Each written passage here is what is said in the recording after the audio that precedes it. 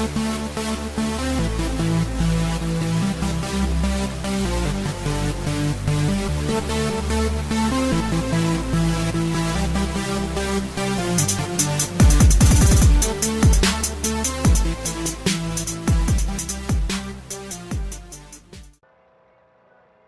ยดีเนาะ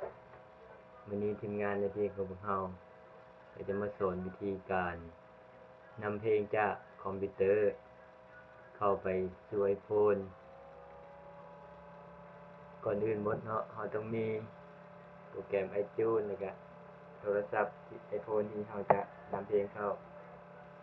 ขั้นตอนง่ายๆเนาะเสียบสายชาร์จเชื่อมต่อกับคอมพิวเตอร์เชื่อมต่อกับโทรศัพท์หลังจากนั้นก็กดเข้าไปยังโปรแกรม iTunes เนาะ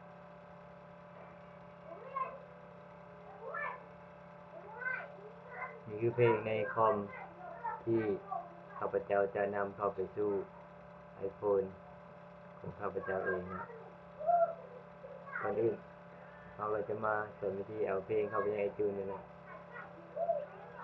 เอาเพลง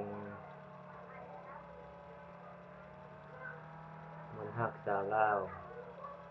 ที่ขวา Open with iTunes มันก็จะเข้ามาแล้วนะมนต์รักสาวลาวเปิดฟังมันก็ได้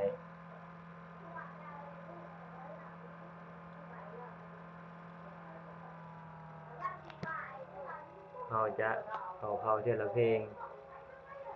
เราคลิกซ้ายจับละเข้ามาใน iTunes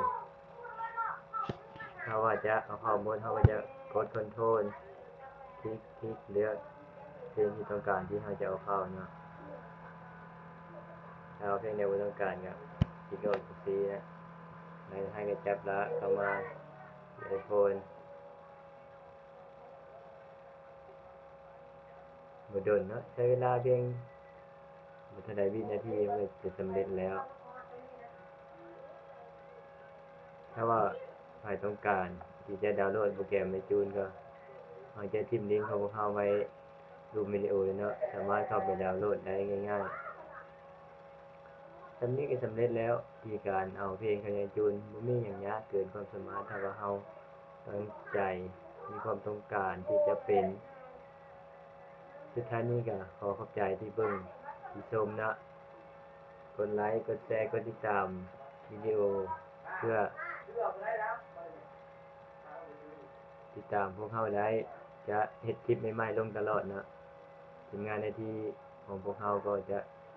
มีกำลังใจในการเฮ็ดวิดีโอต่อไปนะขอขอบใจ